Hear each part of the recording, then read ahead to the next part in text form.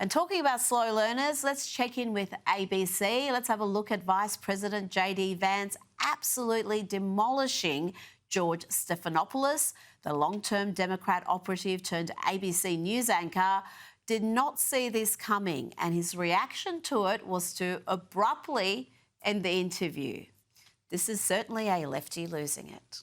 I don't know what tape you're referring to, George. I saw media reports that Tom Homan accepted a bribe. There's no evidence of that. And here's, George, why fewer and fewer people watch your program and why you're losing credibility. Because you're talking for now 5 minutes with the Vice President of the United States about this story regarding Tom Homan, a story that I've read about, but I don't even know the video that you're talking about. Meanwhile, low-income women can't get food because the Democrats and Chuck Schumer have shut down the government. Right now, we're trying to figure out how to pay our troops because Chuck Schumer has shut down the government. You are focused on a bogus story. You're insinuating criminal wrongdoing against a guy who has done nothing wrong instead of focusing on the fact that our country is struggling because our government's shut down. Let's talk about the real issues, George. I think the American people would benefit much more from that than from you going down some weird left-wing rabbit hole where the facts clearly show that Tom Homan didn't engage in any criminal wrongdoing.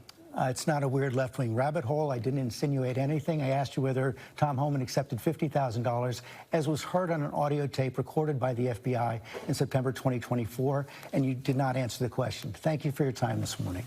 No, George, I said that I don't. Up next, we'll be right back. Joining me now is Newsweek Senior Editor-at-Large and Article 3 Project Senior Counsel Josh Hammer. Josh, J.D. Vance had this to say about that interview he posted on X. Peace in the Middle East, China threatening critical supply chains, government shutdown. No, George doesn't care about that. He's here to focus on the real story, a fake scandal involving Tom Homan. I've got to say, Josh, I don't know why George quit that interview so abruptly. Surely he's not so sensitive about JD calling out his dwindling audience numbers?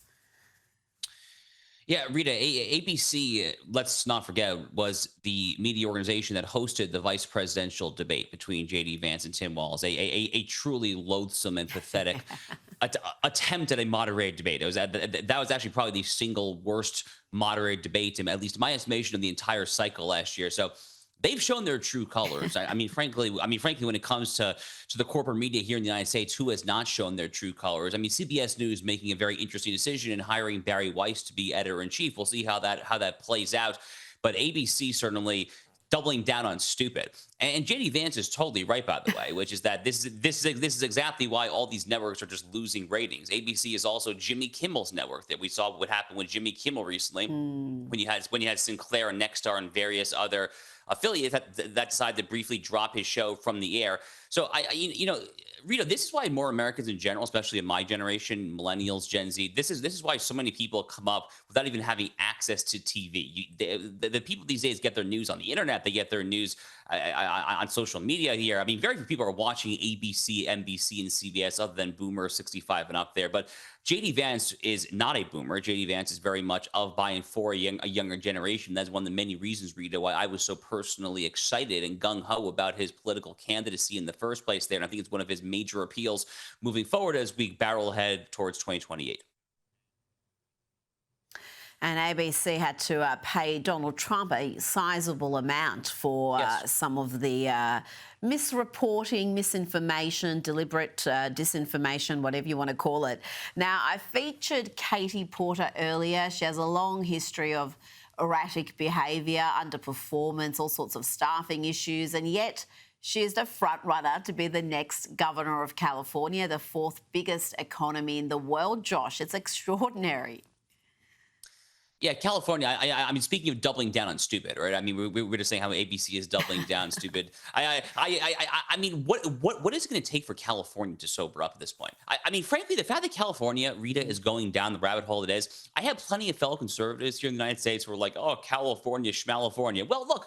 In theory, I would like to salvage California. Call me idealistic, call me crazy. California is, one, massive. It's a lot of people. Two, It's beautiful. 3, it's a massive economy. So in theory, I would really love for Californians to come to their freaking senses and to stop voting for absolute fools to the governor's mansion and the state legislature in Sacramento. But unfortunately, Rita, you can't help a people that does not want to help themselves. This is the exact same mentality that I find myself having over and over again when it comes to the crisis in Europe. I very much have enjoyed my visits to Europe over the years. I enjoy going to the classic cathedrals and the old streets. It's very different than what we have here in the United States there. I would like for Europe to be preserved, but the Europeans don't want to help themselves when it comes to immigration from cultures that simply do not mesh with their own and so forth there. So same apparently with California. Californians don't want to help themselves. I genuinely wish they would, but if they think that they're going to get any better governance after Gavin Newsom than Katie freaking Porter, then I mean, I've got some news for them, and that's simply not going to be the case. I wish that California would get back to the state that was governed once upon a time by Ronald Reagan. There was a long stream, even Arnold Schwarzenegger, not exactly a conservative, but a moderate Republican. It wasn't that long ago, Rita, that California was actually politically not crazy. It's been left-leaning for a long time, but it was not crazy not that long ago. There's a fairly recent trend, and unfortunately, it's a really dastardly one. Now, we've been covering the J. Jones scandal on this program more than most of the US media, who have, some of them have devoted zero time to the Democrats' Attorney General nominee for the great state of Virginia, sending horrendous messages about wanting to see a Republican colleague dead, along with the man's young children. It is just incredible that he is still in the race, Josh. And have a look at these Democrats. They're asked whether they're willing to condemn J. Jones and ask him to drop out of the race. He has apologized. I wish other people in public life would sincerely apologize for stuff. So, no, I still am a supporter. Quick question. Do you think J. Jones should drop out of the Virginia race for AG? The AG candidate in Virginia, J. Jones, should drop out of the race after those violent texts that came out of what he was saying about the former House Speaker in Virginia? Being somebody who has, in my family, political violence is a real thing, and it's a big deal. Do you think the Virginia AG candidate, J. Jones, should leave the race that he's in? Time at the moment. Thank you. Okay. Did you see those texts, though, that he sent? The violent text messages? Drop out of the race, Senator J. Jones? Senator, do you have any comment on J. Jones? So when you get back to the office, they're going to have... There you go, Josh. Bernie, Chuck, the rest of the lawmakers there, most of them didn't even want to address the question. Is that good enough?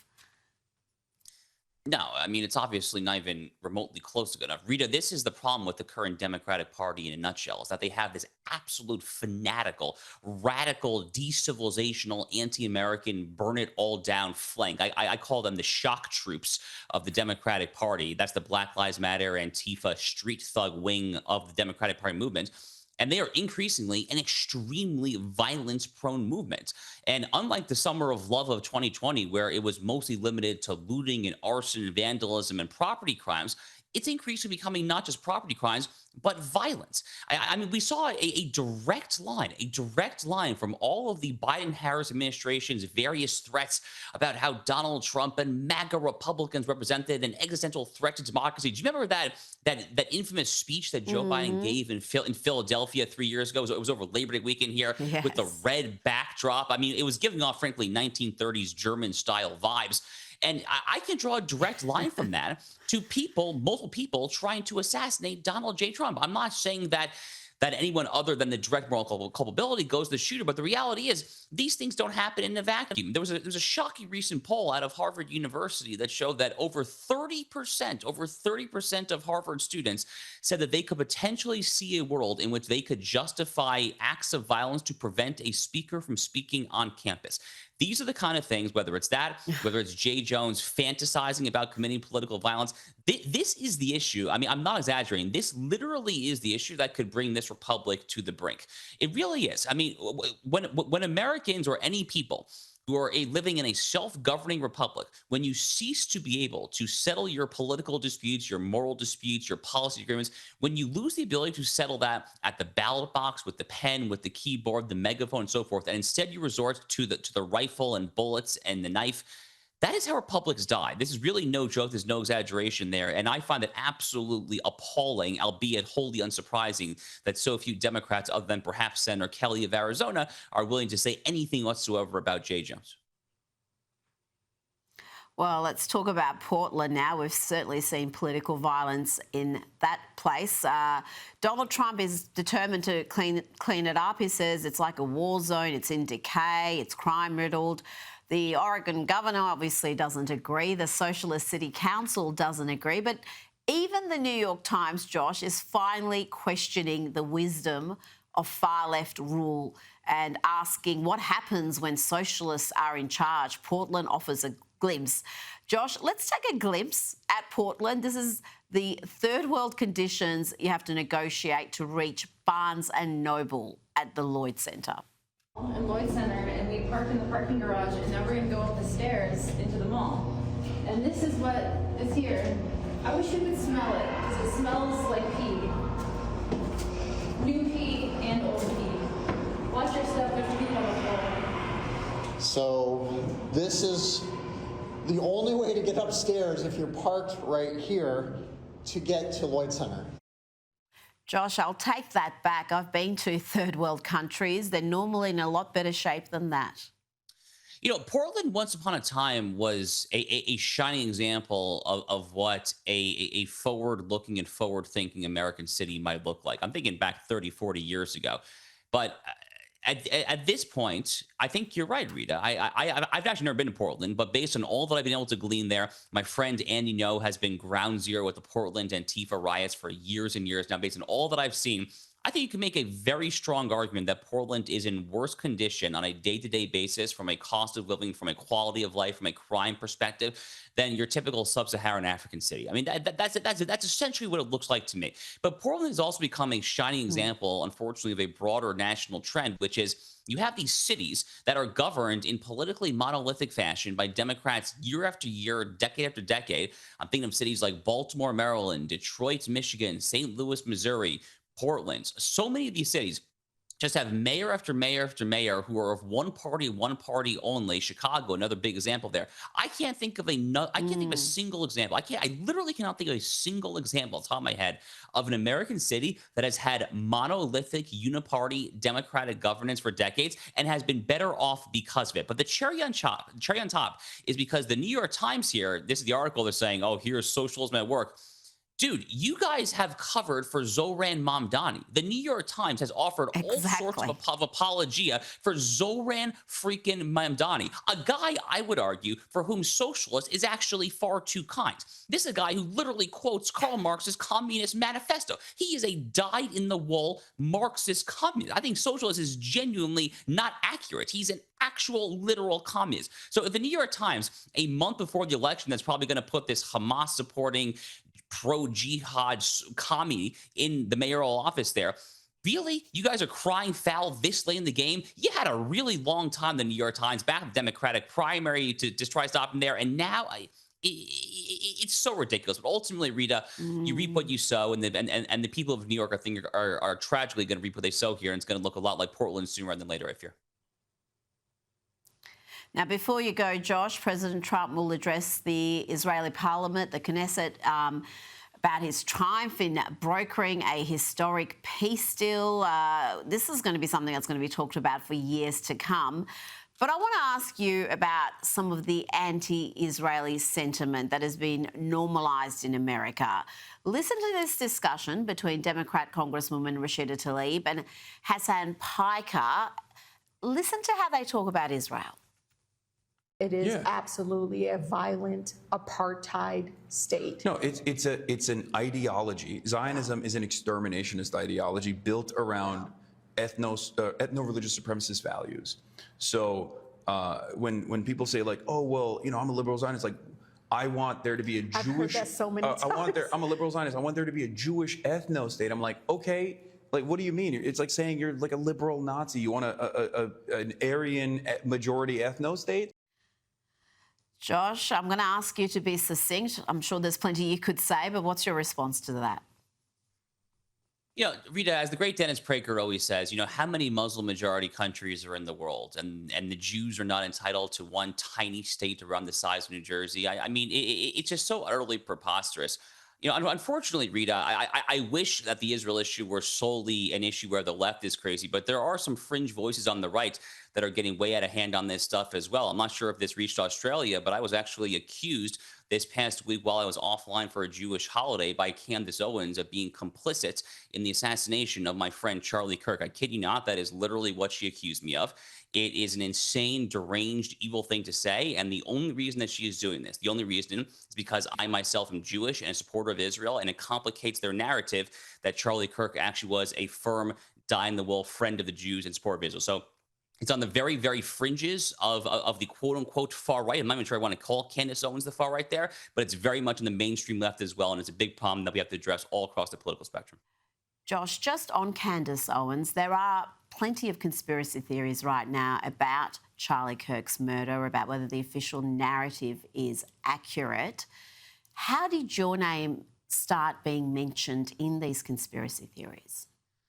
It's not entirely clear. I think the alleged series of events is that I was in this very active WhatsApp chat with Charlie Kirk, where he was blowing off steam and venting the day before his assassination about how he lost a $2 million a year Turning Point USA donation from a prominent Jewish donor. And then Candace took this tweet of mine from a day or two before Charlie's assassination, which was literally about an entirely different topic, about the horrific, savage butchery of Irina Zarutska on the Charlotte light rail. And I was quote tweeting a tweet from Donald Trump about public executions, and I said based. And Candace Owens took this totally out of context. And he was like, "Oh my God, Josh Hammers is foreshadowing the assassination of Charlie Kirk for turning against Israel." I mean, it's contemptible. I'm a lawyer. I know this is likely defamatory conduct. We're looking into possible legal action there, and I'll keep you apprised of it. Josh Hammer, thanks for your time.